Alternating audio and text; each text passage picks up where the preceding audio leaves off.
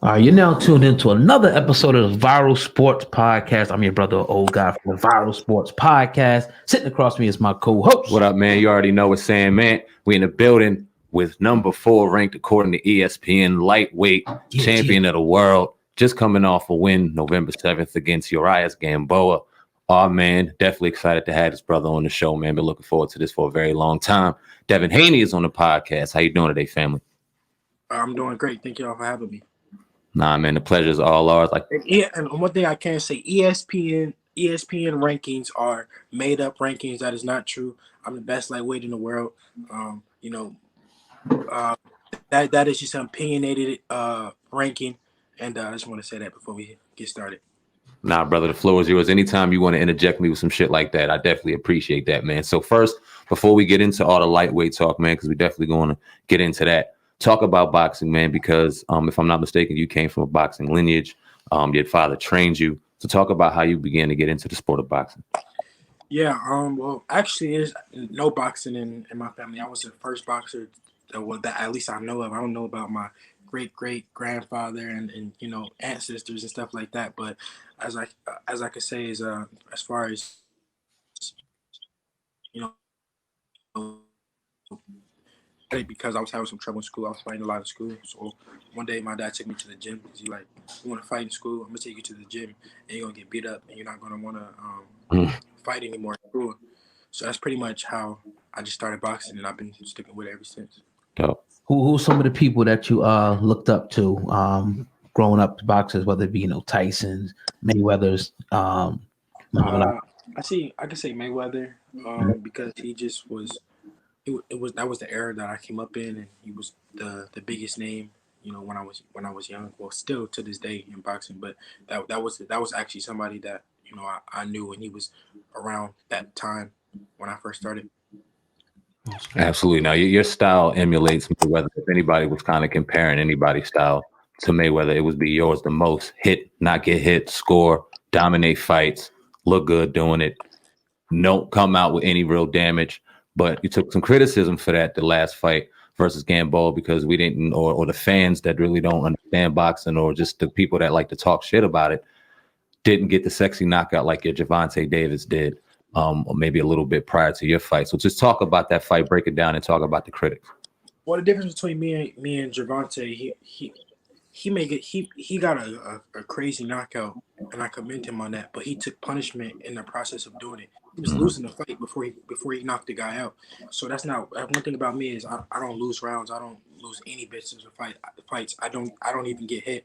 So that's just what it is. Some casual boxing fans, can will say different things, but they're just casuals. The true art of boxing is what I mastered. Now, Mayweather, both a fan of you and his. Do you fight under Mayweather's camp? No, I don't. No, I've seen you train with him a few times, but I didn't think you trained under the camp. Is it real bad blood between you two, or is it just competitive? You think or you feel like way he feels as though you and Tank. Oh, we don't got no beef. There's no beef. Okay, word. Now you got the top 4 boxers. You obviously Teofimo Lopez just took out Lemachenko. Ryan Garcia is always a name in yourself. A real good time in boxing right now. I think the lightweight division as well as the middleweight division. That's where Bud Crawford is in Arrow, right? Middleweight? No, welterweight. Welterweight, that's right. Those two divisions, I think, and as well as the heavyweight, obviously, is running and taking over boxing. But talk about your division and how competitive it is in taking over and just kind of solidifying yourself as the undisputed champion, what that will mean for you. Yeah, to me, honestly, I think that the lightweight division is the best division in boxing. Um, as the biggest stars in boxing and the best fighters to me, so and no one has dominated the division yet. It's great guys like me, Ryan, Tank, Teofimo. But those are pretty much the top guys in the division, and no one has really, took over the division, and so the world is waiting on that. Everyone is trying to outdo each other in the division, so that's what makes it so good. So, Is there any fighter out there that you think that is like at the pinnacle and that you need to fight to prove that you're number one? I would say Teofimo Lopez. I think that he has the rest of the belts in the division. I have the last and final belt in the division. So that would make for an undisputed fight, and it will choose who's the actual king of the division. Now, how close are we in talks and doing it? I don't know. Correct me if I'm wrong. It was talked about you fight Lomachenko, but then he was talking about moving back down to 130, and that's not a fight you were looking for because he just lost the belt. Why would you want to fight him?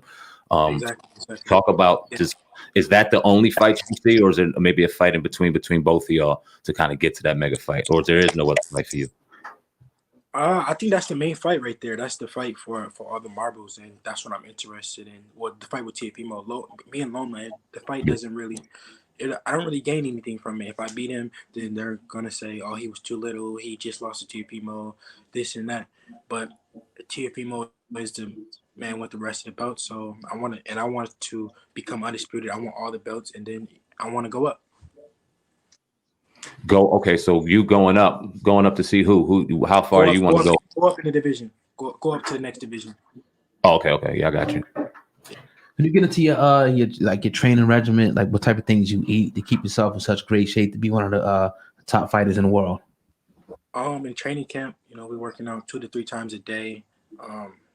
Real strict diet, a lot of vegetables, a lot of fish, seafood, stuff like that. A lot of water. Just a very strict and clean diet. Absolutely. What did I want to ask you? So you say you want to? Oh, no. This is what I want to ask you. Mike Tyson just came off a fight. Obviously he fought Roy Jones, and then it was Logan Paul and Nate Robinson, and that got a lot of attention. I called it a circus on the podcast, even though a lot of people liked it and enjoyed it. I didn't like it because I didn't feel as though it did boxing any justice. But then we see one of the greatest boxers of all time, Mike Tyson, say it saved boxing. Fighters like that saved boxing. I'll read his quote. He said, "Boxing was pretty much a dying sport. UFC was kicking our ass.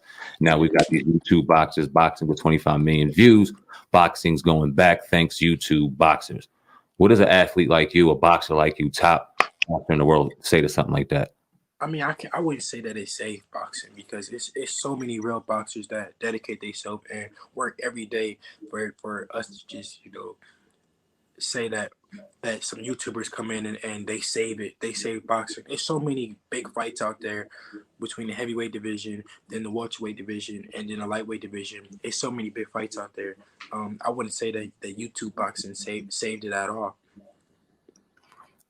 Do you think that helps or hurts boxing when you see? I mean, it's entertaining. I think it helps. It's entertaining, but it's that I wouldn't say that it saved boxing at all.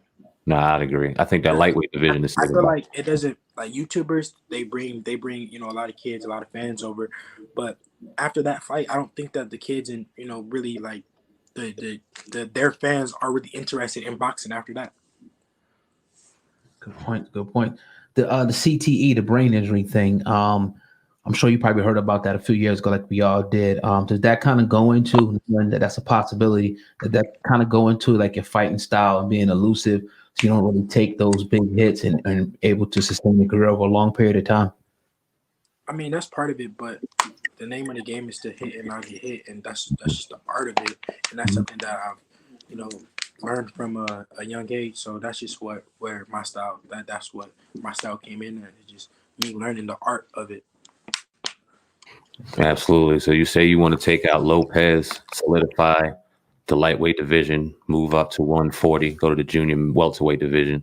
You're 22 years old, man. What do you see in your future, man? What if you can have the cards the way you have them and the way you want them? What would you like to see your career look like?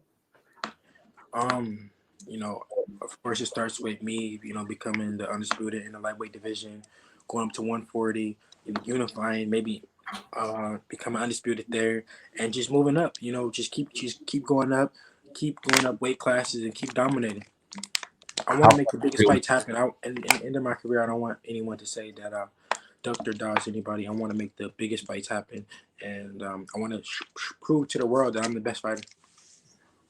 How high are you willing to go? I mean, sky's the limit as far as weight. You're just young. You hungry. You don't like heavyweight. Yeah, I'm still young. I'm still growing, so I don't know where I'm going to end up, but we just got to see.